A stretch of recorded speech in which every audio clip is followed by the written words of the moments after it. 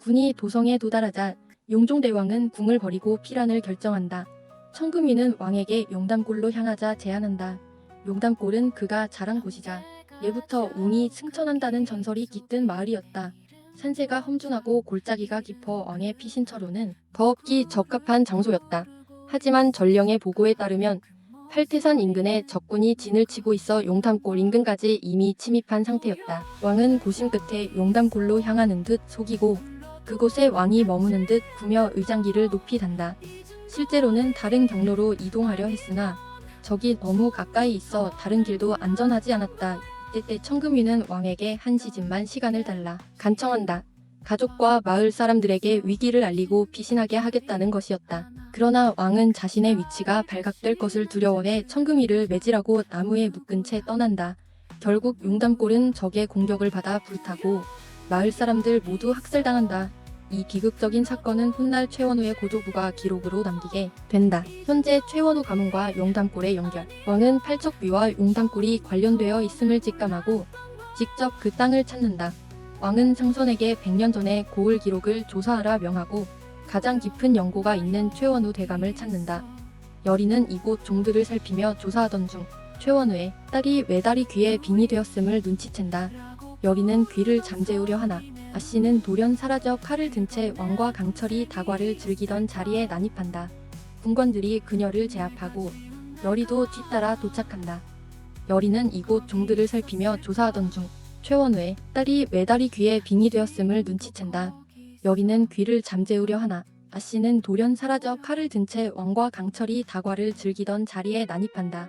군관들이 그녀를 제압하고 여리도 뒤따라 도착한다. 최원우는 그녀가 자신의 딸이며 병을 앓고 있는 것이라 해명하지만 딸은 자신이 억울하게 죽임당했다고 외치며 택회 살해 사실까지 폭로한다. 여리는 귀를 잠재우고 외다리 귀는 조건을 제시한다. 책을 찾아 세상에 알릴 것. 그것이 원한을 해원할 조건이었다. 귀는 책이 묻힌 위치를 알리고 여리는 진실을 감춘다.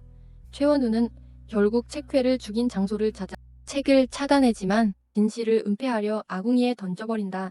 이때 강철이 이를 목격하고 책을 꺼내 왕에게 전달한다. 왕은 진실을 알게 되었고 최원우에게 후일 죗값을 묻겠다 말한다. 다음 날 천도제가 열린다. 여리는 외다리 귀를 불러 천도하려 하지만 귀는 원한을 갚기 전엔 떠날 수 없다고 한다. 여리는 최원우에게 용서를 구하라 말하나 그는 주저한다. 귀는 저자는 결코 사과할 자가 아니다라며 여리에게 빙의된다. 빙의된 여리는 최원우의 멱살을 잡고 분노를 터뜨린다. 이때 최원우는 덜리는 눈으로 귀를 바라보며 무릎 꿇고 말한다. 잘못했다. 너를 죽일 생각은 없었다. 다만 무서웠다. 두려워서 그랬다.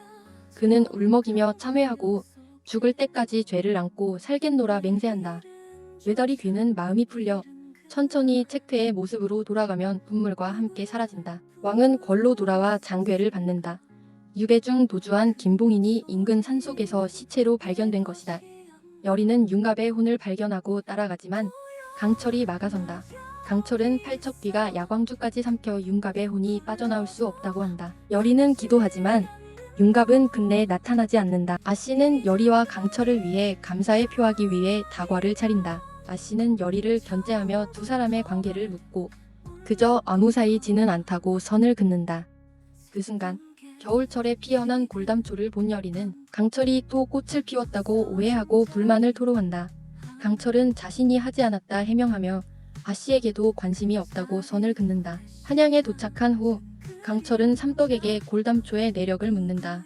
삼떡은 그것이 팔척귀의 열기를 억제하고 이무기의 야광주를 소진을 막는 식물이라 말한다. 강철은 김봉인의 죽음이 팔척귀가 더는 필요 없는 존재를 제거한 것이라 추측한다. 한편 안석주는 풍산을 쫓아 골목 끝에서 대면하게 된다. 죽이라 명하려는 순간 풍산은 당신을 영리정으로 만들 자가 바로 나요. 전략으로 윤갑에 깃든 이무기를 막을 수 있다고 설득한다. 안석주는 이를 수용하며 그와 손잡는다. 은 최원우에게 죄를 물어 형장을 향하게 한다. 길에서 딸 인선을 만나 안심시키며 작별 인사를 한다. 인선은 귀가 도중 강철과 마주치고 골담초가 더는 피지 않고 멈춰 있다고 전한다. 강철은 팔척귀의 부활이 임박했음을 예감한다. 왕은 여리에게 팔척귀 사망 100주기 되는 날 절에서 천도제를 지내라 명한다. 강철은 그 꽃이 피면 반드시 알려달라고 말하며 자리를 뜬다.